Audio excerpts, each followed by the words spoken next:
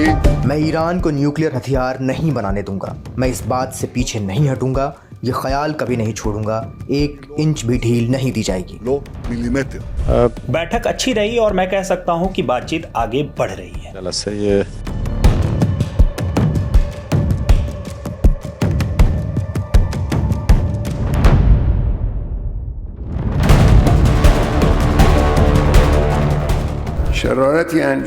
हमें नहीं लगता कि हम पर कोई हमला करेगा, लेकिन अगर हमला हुआ तो बहुत सख्त जवाब मिलेगा। ईरान मेरी प्राथमिकताओं में सबसे ऊपर है। मैंने हाल ही में एक चिट्ठी भेजी है, उसमें मैंने साफ कहा है कि अब फैसला तुम्हें करना है। दोनों में से एक रास्ता चुन लो, या तो हम बातचीत से मसले हल कर लेंगे या फिर ईरान बुरे नतीजे भुगतने के लिए तैयार रहे, और मैं नहीं चाहता कि ऐसा हो।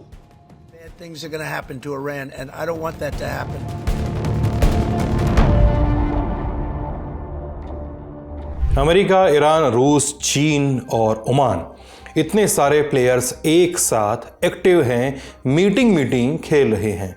मुद्दा है परमाणु बम। अमेरिका तो आप जानते ही हैं कि ईरान के खिलाफ ही है, लेकिन बाकी प्लेयर्स किस ओर हैं? उनका इस खेल में क्या स्टेक है? अमेरिका और ईरान की बातचीत कहाँ तक पहुंची है? सामान्य परिस्थितियों में यही सारे सवाल उठने थे। इनके लिए उचित प्रसंग भी तैयार था, लेकिन इन सब से इतर एक और प्लेयर है जो मीटिंग नहीं खेल रहा, जिसको देख समझकर आप पंचायत वेब सीरीज का वो किरदार, वो सीन याद कर सकते हैं जहां पर केंद्र में आता है बनराकस और आता है डायलॉग, कीजिए मीटिंग, खेलिए मीटिंग, अलहुआ मीटिंग। इजराइल के लिए हम ऐसा क्यों कह रहे हैं? दरअसल कुछ रिपोर्ट्स में यह दावा तक किया जा रहा है कि इजराइल ईरान पर हमले की प्लानिंग कर रहा है। खबर यह भी है कि डोनाल्ड ट्रंप इसके लिए इजराइल को इजाजत नहीं दे रहे। इसके बावजूद इजराइल ने रुकने का फैसला नहीं लिया है। क्या डोनाल्ड ट्रंप को कि उनकी इजाजत या मनाही से इजराइल को कोई फर्क नहीं पड़ता? क्या वो ईरान पर हमला करके ही रहेगा? और क्या अमेरिका ईरान की बातचीत ट्रंप का छलावा है? ट्रंप ने वाकई इजराइल को मना किया भी है या नहीं? और इजराइल अगर हमलावर हो जाए तो इसका अंजाम क्या होगा?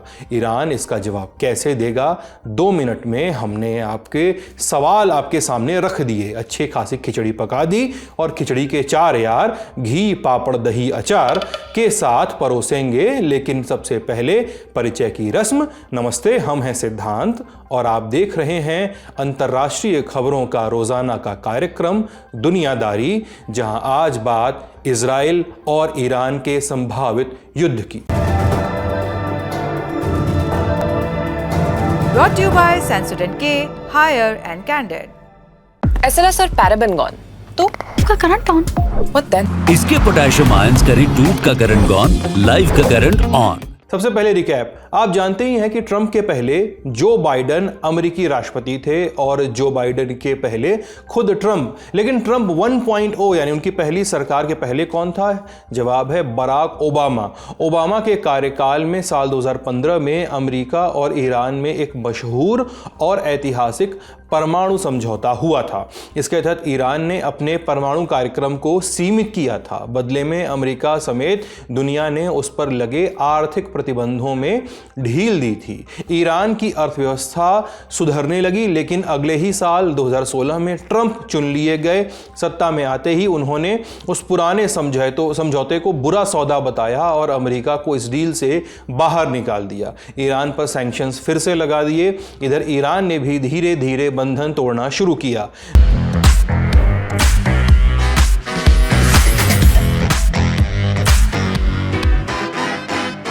देखिए, बम बनाने के लिए यूरेनियम अयस्क को इनरिच करना पड़ता है। डील के तहत ईरान को सिर्फ 3.67% तक इनरिचमेंट की इजाजत दी गई थी और शुद्ध यूरेनियम के स्टॉक को 300 किलोग्राम तक ही सीमित किया गया था। यानी ईरान इतना ही कर सकता था अगर संधि में होता।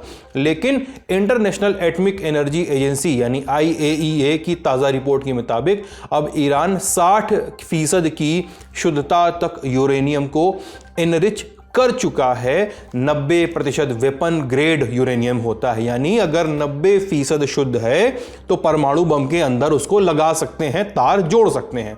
इसके अलावा उसके पास इनरिच्ड यूरेनियम का स्टॉक 8,294 किलो तक पहुंच गया है, यानी सिर्फ बम बनाने का इरादा चाहिए, ताकत और माल पानी पहले से आ गया है। Candid dusting powder, 4 skin problems का एक expert solution. Candid dusting powder, हटा खुजली, लगा कैंडिड। अब कहानी में ट्रंप 2.0 पर आते हैं। जनवरी 2025 ट्रंप दोबारा राष्ट्रपति बने। फरवरी में उन्होंने ईरान पर आर्थिक प्रतिबंध लगाए, फिर से परमाणु डील करने की बात शुरू की, एक ऐसी डील जिससे ईरान परमाणु बम बनाना रोक दे। इसके बाद ट्रंप ने लगातार ईरान को बमबारी की धमकी देने की शुरुआत की। फिर 5 मार्च की तारीख आई, ट्रंप ने नया पासा फेंका। इस दिन उन्होंने ईरान के सुप्रीम लीडर अली खामेनेई को एक चिट्ठी भेजी, परमाणु डील की पहल की इस चिट्ठी में। और अमेरिकी न्यूज़ एजेंसी ऑर्गेनाइजेशन एक्सियस ने सूत्रों के हवाले से दावा किया कि इस खत में ट्रंप ने ईरान को डील के लिए 2 महीने का वक्त दिया, यानी डील न हुई तो बमबारी 2 महीने बाद होगी। अब 26 मार्च को ईरान ने ट्रंप के खत का जवाब भेजा ओमान के जरिए। चिट्ठीबाजी के इर्द गिर्द जो दिन बीत रहे थे उसमें ईरान की ओर से ट्रंप के मंसूबों पर कई बयान आए। साफ कहा गया कि अमेरिका के आर्थिक प्रतिबंध और धमकियों के बीच सीधी बातचीत नहीं होगी। इसी बीच अमेरिका ने एक और अहम कदम उठाया। उसने अपने B-2 स्टील्थ बॉम्बर्स हिंद महासागर के डिएगो गार्सिया बेस पे तैनात कर दिए। डिएगो गार्सिया हिंद महासागर का छोटा सा टापू है, यहां से ईरान मात्र 5300 किलोमीटर दूर है, यानी बम वहां तक आसानी से पहुंच सकते हैं। फिर B-2 जो बॉम्बर है वो कोई मामूली जहाज नहीं होता है, ये दुश्मन के रडार से बच निकलने की क्षमता रखता है और अपने साथ लाता है बंकर बस्टर बम, जो जमीन के नीचे छिपी न्यूक्लियर साइट्स तक तबाही पहुंचा सकते हैं। यानी अप्रैल की शुरुआत से ही अमेरिका ने मोर्चेबंदी करना शुरू कर दिया। 7 अप्रैल को व्हाइट हाउस पहुंचे इजरायली प्रधानमंत्री बेंजामिन नेतन्याहू। उनके साथ एक प्रेस कॉन्फ्रेंस के दौरान डोनाल्ड ट्रंप ने ऐलान किया कि ईरान बातचीत के लिए तैयार है। न्यूयॉर्क टाइम्स ने 10 अप्रैल को एक रिपोर्ट छापी थी। इसके मुताबिक ईरान के सुप्रीम लीडर अयतुल्ला अली खामेनेई को उनके ही करीबी अफसरों ने वार्ता के लिए मजबूर किया। उन्हें समझाया कि अगर बातचीत नहीं हुई तो न सिर्फ अमेरिका और इजराइल से हमले होंगे बल्कि मुल्क के अंदर आर्थिक तबाही आएगी, अवाम की बगावत भी भड़क सकती है, ऐसा आगाह किया गया। खामेनेई तैयार हुए। 12 अप्रैल की तारीख आई। इस दिन ओमान में दोनों देशों के बीच पहली बैठक हुई। ये 2018 के बाद पहली कूटनीतिक बातचीत थी। पिछली बार 2015 में परमाणु डील ईरान और 6 देशों के बीच हुई थी। ये 6 देश कौन कौन थे? यूएन सिक्योरिटी काउंसिल, यूएनएससी के 5 परमानेंट मेंबर्स यानी अमेरिका, ब्रिटेन, फ्रांस, रूस और चीन, और 6वां देश जर्मनी था। लेकिन इस बार जब बातचीत शुरू हुई तो रूस, चीन और यूरोप को किनारे रखा गया। सिर्फ अमेरिका और ईरान आमने सामने थे और बीच में ओमान। लेकिन ईरान ने रूस और चीन को किनारे नहीं रखा। हम ऐसा क्यों कह रहे हैं? जवाब समझने के लिए आपको कुछ कूटनीतिक बैठकों की जानकारी लेनी होगी। पहली मीटिंग 25 फरवरी को रूसी विदेश मंत्री सरगेई लावरोव ईरान दौरे पर पहुंचे।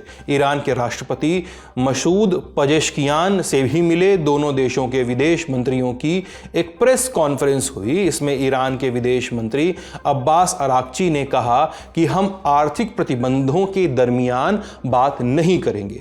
दूसरी मीटिंग 14 मार्च को ईरान, चीन और रूस के अधिकारियों की चीन की राजधानी बीजिंग में एक मुलाकात हुई। इस मीटिंग के तहत चीन और रूस ने दिखाया कि वो ईरान के साथ खड़े हैं। ये मीटिंग उस दौरान हुई जब ट्रंप ईरान को लगातार बमबारी की धमकी दे रहे थे। मीटिंग के बाद इकट्ठी आवाज में तीनों की अपील सामने आई कि अमेरिका ईरान पर से आर्थिक प्रतिबंध हटाए और परमाणु बम के मसले पर मल्टीनेशनल कूटनीतिक बातचीत शुरू हो। ये बातचीत आपसी सम्मान के साथ हो और ईरान के पास न्यूक्लियर एनर्जी के शांतिपूर्ण इस्तेमाल का हक है और इस हक का सम्मान किया जाए। इस मीटिंग का औपचारिक पहलू तो आपने समझ ही लिया। रिपोर्ट्स के मुताबिक इसके पीछे एक वजह एक और थी। दरअसल इस दिन से 5 दिन पहले यानी 9 मार्च को सिक्योरिटी काउंसिल यानी यूएनएससी में पंत के 15 में से 6 सदस्यों ने बंद दरवाजों के पीछे एक और मीटिंग की थी। ये हमारी लिस्ट में चौथी मीटिंग है। इसमें अमेरिका, फ्रांस, ग्रीस और पनामा थे। दक्षिण कोरिया और ब्रिटेन भी शामिल थे। ये मीटिंग हुई थी ईरान के परमाणु प्रोग्राम पर बातचीत करने के वास्ते।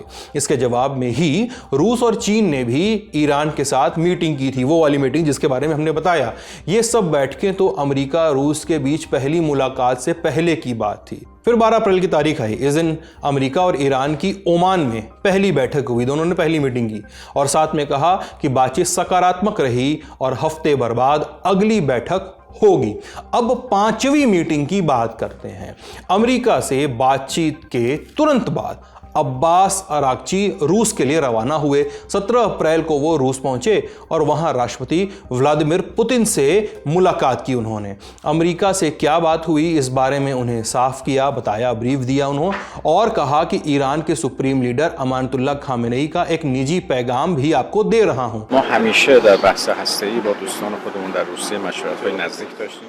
न्यूक्लियर मुद्दों पर रूस के साथ हमारी बातचीत इतिहास में भी होती रही है और मौजूदा समय में भी। चीन और रूस के साथ नियमित संपर्क ने हमें अपना एक साफ सीधा पक्ष तैयार करने का मौका दिया है। मौजूदा वक्त इन चर्चाओं को आगे बढ़ाने के लिए सही है।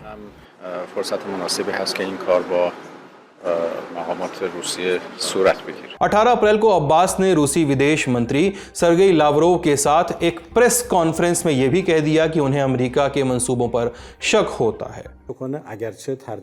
हमें अमेरिकियों के मंशा और इरादों पर अच्छा खासा शक है, लेकिन इसके बावजूद हम कल की बातचीत में शामिल होंगे। रूस दौरे के बाद अब्बास अराक्ची रोम पहुंचे। जी, रोम में ही अमेरिका के साथ दूसरे राउंड की मीटिंग होनी थी। 19 अप्रैल को यह बैठक हुई। इस बैठक में बात और आगे बढ़ी और दोनों देश एक्सपर्ट्स की बातचीत के लिए, दोनों देशों के एक्सपर्ट, सब्जेक्ट के एक्सपर्ट्स की बातचीत के लिए तैयार हुए। दरअसल अभी तक की बैठक में अमेरिका की ओर से थे अरबपति और ट्रंप के गोल्फ बडी स्टीव विटकॉफ, जो अब अमेरिका के लिए मिडिल ईस्ट के विशेष राजदूत भी हैं, और दूसरी तरफ ईरान की ओर से ईरान के विदेश मंत्री थे। इसलिए परमाणु समझ रखने वाले लोगों की ही जरूरत अब आन पड़ी थी। अब अगली बैठक में एक्सपर्ट्स को साथ होना होगा, यह तय हुआ है। 23 अप्रैल को यह बैठक होनी है। अब इसी दिन एक और चीज भी होनी है। दरअसल अमेरिका से पहली मीटिंग के बाद अब्बास रूस गए और अब दूसरी मीटिंग के बाद चीन जा रहे हैं। दोनों देशों के विदेश मंत्रालयों ने इसकी पुष्टि भी कर दी है। लेकिन ईरान ऐसा कर क्यों रहा है? वो अमेरिका से बातचीत के बाद रूस और चीन से लगातार संपर्क कर रहा है। पहले कभी किससे मिलता है, बाद में किसी से मिलता है। अब इसके पीछे वजह क्या हो सकती है? हमने एक्सपर्ट्स का रुख किया, सुनिए वो क्या बता रहे हैं। दोनों ही रूस और चाइना दोनों ही ईरान के स्ट्रैटेजिक पार्टनर हैं। ईरान और चाइना ने 2020 में 25 इयर्स की एक strategic partnership deal, comprehensive strategic partnership deal sign की थी और रशिया से भी अभी रिसेंटली स्ट्रैटेजिक पार्टनरशिप साइन किया है। तो दोनों ही एक स्ट्रैटेजिक पार्टनर हैं और ईरान चाहता है कि दोनों को इन्फॉर्म रखे उनके जो यूएस से न्यूक्लियर प्रोग्राम को लेकर जो बातचीत अभी चल रही है। अखबार गार्डियन में छपी रिपोर्ट के मुताबिक रूस को इस पूरी डील में एक अहम रोल निभाना पड़ सकता है। उसे इस डील की निगरानी रखने के लिए भी तैनात किया जा सकता है। इसके अलावा ईरान के यूरेनियम स्टॉक भी रूस भेजे जा सकते हैं। International atomic energy agency IAEA की ताज़ा रिपोर्ट के मुताबिक ईरान के पास एनरिच्ड यूरेनियम का स्टॉक 8,294 किलोग्राम तक पहुंच चुका है।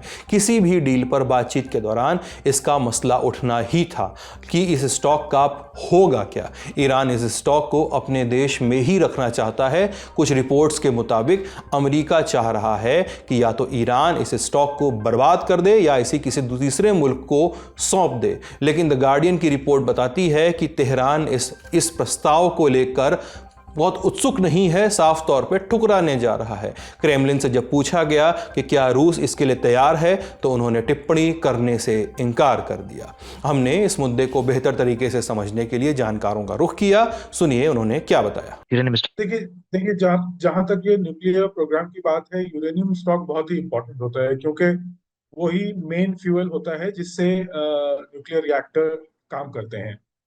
अब वो एक परसेंटेज, जिस परसेंटेज तक वो डेवलप किया गया है, उसके बेसिस पे ये डिसाइड होता है कि वो सिर्फ सिविलियन यूज के लिए काम आएगा या फिर वो वेपन ग्रेड के लिए भी यूज किया जा सकता है, काम आ सकता है। जहां तक बात है ईरान के यूरेनियम स्टॉक की, वो जेसीपीओए जब साइन हुआ था 2015 में, उस वक्त भी बहुत सारे जो इनरिच्ड यूरेनियम थे वो तीसरे देश में ईरान का स्टॉक किया गया था। ये बात आईएईए और ईरान की तय हुई थी, और बाकी कंट्रीज जो P5 कंट्रीज हैं प्लस ईरान, और उन लोगों ने जब ये डिसाइड किया था तो ईरान के इनरिच्ड यूरेनियम बाहर के देशों में जाके रखा था। उस वक्त भी यही बात हुई थी कि या तो डिस्ट्रॉय किया जाएगा या किसी थर्ड कंट्री में रखा जाएगा। कुछ यूरेनियम के स्टॉक उस वक्त भी रशिया में रखे गए। तो अभी फिर से ये बात अगर चल रही है तो ऐसा हो सकता है कि रशिया फाइनली, अभी तो कोई प्रतिक्रिया नहीं की है उन्होंने, बट बाद में हो सकता है कि वो, क्योंकि रशिया एक ऐसा देश है या चाइना ऐसे देश है जिन पे ईरान भरोसा कर सकता है। बाकी देशों के मामले में अगर देखा जाए तो शायद ईरान थोड़ा स्केप्टिकल होगा, जैसे यूके है या फ्रांस है या और दूसरे वेस्टर्न कंट्रीज हैं। तो बड़े देशों में जो रशिया और चाइना, ईरान के ऐसे दोस्त हैं जिनके ऊपर वो भरोसा कर सकता है, मे बी इसकी वजह से रशिया का नाम इसके लिए आ रहा हो।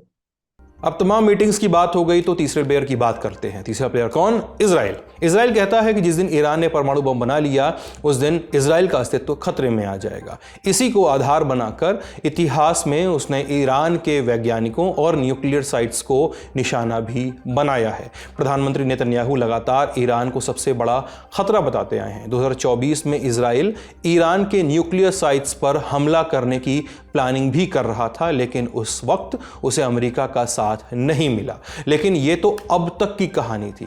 16 अप्रैल को न्यूयॉर्क टाइम्स में एक रिपोर्ट छपी। इसमें सूत्रों के हवाले से दावा किया गया कि इजराइल ईरानी न्यूक्लियर साइट्स पर हमले को तैयार बैठा था। उसने मई महीने में अटैक की प्लानिंग की थी, लेकिन ट्रंप ने इजाज़त नहीं दी। ट्रंप प्रशासन में ईरान पर इजरायली हमले को लेकर मतभेद था। कुछ लोग बातचीत से मुद्दे का हल चाह रहे थे, तो वहीं प्रशासन के कुछ लोगों को लग रहा था कि दोनों के बीच युद्ध होने की स्थिति में अमेरिका को बीच में उलझना पड़ेगा।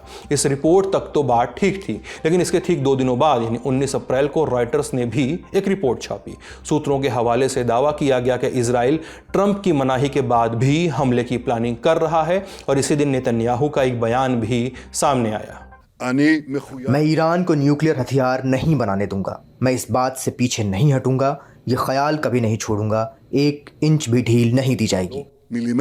सूत्रों ने रॉयटर्स को बताया कि पिछले कुछ महीनों में इजराइल ने ट्रंप प्रशासन को ईरान पर हमला करने के लिए कई विकल्प सुझाए हैं। इनमें हवाई हमला और कमांडो ऑपरेशन को मिला जुलाकर एक अटैक का प्लान शामिल था, और इनसे ईरान की परमाणु बम बनाने की ताकत करीब 1-1.5 साल पीछे चली जाएगी। हमने जानकारों से पूछा कि क्या ट्रंप की मनाही के बाद भी इजराइल हमले के लिए आगे बढ़ सकता है। सुनिए। देखिए, 2 चीजें हैं। एक तो ये कि इजराइल क्या अटैक करेगा या नहीं करेगा, और अटैक करेगा तो किस तरह का अटैक करेगा, लिमिटेड अटैक करेगा या एक बड़ा, जिसको कहते हैं कि मेजर अटैक करेगा। तो जहां तक बात है अटैक की, अगर इजराइल को ये महसूस होता है कि मिलिट्री एक्शन के अलावा कोई और ऑप्शन अब बचा नहीं है टेबल पे, मतलब डिप्लोमेसी और नेगोशिएशन टॉक्स एग्जॉस्ट हो चुके हैं, तो इजराइल अटैक कर सकता है। जहां तक बात है इजराइल क्या अटैक बिना यूएस के कंसेंट के करेगा, ये मुझे लगता नहीं है कि ऐसा होगा, क्योंकि इजराइल और यूएस काफी इंपॉर्टेंट एक दूसरे के स्ट्रेटेजिक पार्टनर हैं, अलाई हैं। और इजराइल अभी तक की हिस्ट्री में जब भी किसी तरह की एक्शन, मिलिट्री एक्शन लेता है, तो यूएस को, चाहे कोई भी एडमिनिस्ट्रेशन हो, ट्रंप एडमिनिस्ट्रेशन हो या उससे पहले जो भी एडमिनिस्ट्रेशन रहे हो, उनको एक तरह से कॉन्फिडेंस में लेने के बाद ही कोई एक्शन लेता है। क्योंकि अगर ऐसा नहीं करेंगे तो उनके बीच में एक रिलेशंस खराब होने की संभावना होती है। तो मुझे नहीं लगता है कि बिना यूएस के को कॉन्फिडेंस में लिए हुए इजराइल ईरान पे अटैक करेगा, लेकिन अगर जरूरत हुई, जब नेगोशिएशंस अगर फेल हो गए और इजराइल को ऐसा लगा कि ईरान पे अटैक करना जरूरी है इसको प्रिवेंट करने के लिए कि वो न्यूक्लियर वेपन बना लें, तो वो यूएस एडमिनिस्ट्रेशन को कॉन्फिडेंस में लेने के बाद कोई एक्शन ले सकते हैं। अगर इजराइल ने ईरान पर हमला किया तो नतीजा क्या होगा? ईरान बार बार कहता रहा है कि अगर कोई हरकत हुई तो हम ज्यादा ताकत से जवाब देंगे। ईरान होरमुज की खाड़ी में माइंस बिछा सकता है। उस रूट से लगभग 30% कच्चे तेल का व्यापार होता है। अगर ईरान ने वहां कुछ किया तो ग्लोबल ट्रेड प्रभावित हो सकता है, पूरी दुनिया में महंगाई बढ़ सकती है। हम और आप भी इसी दुनिया में हैं। इसलिए इस उम्मीद के साथ अगली खबर पे बढ़ते हैं कि ऐसा कोई हमला और कोई युद्ध न हो और सारे मसले कूटनीतिक तरीकों से हल किए जाएं। बड़ी खबर का सेगमेंट यहीं तक। अब सुर्खियों की बारी। पहली सुर्खी, पोप फ्रांसिस का अंतिम संस्कार 26 अप्रैल सुबह 10 बजे सेंट पीटर्स स्क्वायर में किया जाएगा। अंतिम संस्कार के समय दुनिया भर के पैट्रियार्क, कार्डिनल, आर्कबिशप, बिशप और पादरी इसमें शामिल रहेंगे। इन सारे शब्दों से हमने 21 अप्रैल के दुनियादारी में आपका परिचय कराया था। उस एपिसोड का लिंक आपको डिस्क्रिप्शन बॉक्स में मिल जाएगा। खैर, अंतिम संस्कार से जुड़ी ये सभी जानकारियां वेटिकन की ऑफिशियल वेबसाइट द होली सी ने जारी की हैं। पोप के निधन के बाद पहली तस्वीर भी उनकी सामने आई है, जारी की गई है इसी वेबसाइट पर। इसमें वो एक ओपन कास्केट, ओपन ताबूत में दिखाई दे रहे हैं। सामने वेटिकन के secretary of state cardinal Pietro Parolin प्रार्थना करते नजर आ रहे हैं। अंतिम संस्कार से पहले पोप का पार्थिव शरीर लोगों के दर्शनार्थ रखा जाएगा। आप जानते ही हैं कि 21 अप्रैल को पोप फ्रांसिस का निधन हो गया। वे लंबे समय से बीमार चल रहे थे। उनके निधन पर भारत में भी 3 दिन का राजकीय शोक रखा गया है। भारत का जिक्र आया तो ये भी बता दें कि पोप के चुनाव में दुनिया भर के 135 कार्डिनल शामिल होंगे, जिनमें से 4 भारतीय हैं। ये 4 नाम हैं: फिलिप नेरी फेराओ, बेसिलियोस क्लेमिस, एंथनी पूला, जॉर्ज जैकब कुआकड। अगली सुर्खी, रूस यूक्रेन वॉर फ्रंट से। रूस के राष्ट्रपति व्लादिमीर पुतिन ने कहा है, आओ शांति करते हैं। उन्होंने यूक्रेन के सामने शांति का प्रस्ताव रखा है। जंग जब से शुरू हुई है तो ये पहली बार हुआ है कि रूस ने ऐसा बोला है। यूक्रेन की तरफ से तो कई बार बोला गया है। अब उन्होंने, ये दोनों देश जो हैं उनके बीच आखिरी बातचीत तुर्की में हुई थी, अंताल्या में मार्च 2022 में हुई थी। अब फिर एक बार फिर से दोनों देश की बातचीत टेबल पर हो सकती है, ऐसी संभावना जताई जा रही है। इसके समीकरण कैसे बने वो भी संक्षेप में समझ लीजिए। दरअसल अभी 19 अप्रैल को ही पुतिन ने ईस्टर के मौके पर एक दिन के लिए सीज फायर की घोषणा की थी। हालांकि दोनों देशों ने एक दूसरे पर आरोप लगाए कि इस एक दिन में भी सीज फायर का बुरी तरह से पालन नहीं किया गया। खैर, ईस्टर बीतने के बाद पुतिन ने रूस के टीवी रिपोर्टर पावेल जरूबिन को इंटरव्यू दिया और कहा कि ईस्टर सीज फायर के बाद एक बार फिर से जंग शुरू हो गई है। मॉस्को किसी भी शांति पहल के लिए तैयार है और कीव से भी यही उम्मीद करता है। हमने शांति के प्रति हमेशा सकारात्मक दृष्टिकोण रखा है। हमें उम्मीद है कि यूक्रेन सरकार के प्रतिनिधि भी ऐसा ही महसूस करेंगे। यूक्रेन के राष्ट्रपति व्लादिमीर जेलेंस्की का भी रिएक्शन आया है। 21 अप्रैल की रात उन्होंने एक वीडियो जारी किया, कहा कि यूक्रेन अपने इस प्रस्ताव पर कायम है कि नागरिक ठिकानों पर हमला न किया जाए और हम मॉस्को से भी इस तरह की प्रतिक्रिया की उम्मीद करते हैं। इसके पहले जेलेंस्की ने 21 अप्रैल को कहा था कि बिना शर्त युद्ध विराम के बाद ही वास्तविक और स्थायी शांति की स्थापना की जा सकेगी। पुतिन का शांति समझौते वाला ये प्रस्ताव तब आया है जब दोनों देशों पर अमेरिकी प्रशासन शांति समझौते के लिए दबाव डाल रहा है। कुछ दिन पहले ही अमेरिकी राष्ट्रपति डोनाल्ड ट्रंप ने धमकी दी थी कि अगर दोनों देश शांति समझौते में मुश्किल खड़ी करेंगे तो अमेरिका दोनों के बीच मध्यस्थता नहीं करेगा और इससे पीछे हट जाएगा। इसी सिलसिले में यूक्रेन 23 अप्रैल को लंदन में अमेरिका और यूरोपीय देशों के साथ चर्चा में भाग लेगा, जहां 3 साल से अधिक समय से चली आ रही जंग को कैसे समाप्त किया जाए, इस पर बात होनी है। तीसरी सुर्खी, भारत के प्रधानमंत्री नरेंद्र मोदी की सऊदी अरब यात्रा से जुड़ी हुई। सबसे पहले ये वीडियो देखिए।